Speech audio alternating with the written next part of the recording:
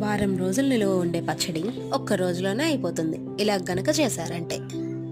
దీనికి కావాల్సినవి మినగపప్పు, శనగపప్పు, జీలకర్ర, కరివేపాకు, పచ్చిమిరపకాయలు, కొబ్బరి, దోసకాయ, కొత్తిమీర. ముందుగా బాండి పెట్టుకోండి. అందులో వెల్లుల్లి, పచ్చిమిరపకాయలు, కరివేపాకు అన్నీ వేసి వేయించండి. తర్వాత ఈ నువ్వులు, పప్పులు అన్నీ వేసి కొంచెం బ్రౌన్ కలర్ వచ్చేంత వరకు వేయించండి. తర్వాత ఒక ప్లేట్లోకి తీసి చల్లార్చండి.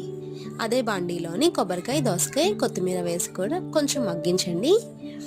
ఉప్పు, చింతపండు వేసుకోండి. చింతపండు అనేది కంప్లీట్గా ఆప్షనల్, మీకు నచ్చితేనే వేసుకోండి. అది అలా మగ్గుతూ ఉండగా రోట్లోని ముందుగా పెట్టుకున్నది మెత్తగా దంచండి. వాటర్ అనేది యాడ్ చేయకూడదు, వాటర్ లేకుండా దంచుకోండి. అది కొంచెం మెత్తగా అయ్యాక చల్లారి పెట్టుకున్న కొబ్బరి, దోసకాయ, కొత్తిమీరని రోట్లో వేసి దాంతోపాటు దంచుకోండి. అంతేనండి, పచ్చడి రెడీ. నచ్చితే లైక్, షేర్, సబ్స్క్రైబ్ చేయండి.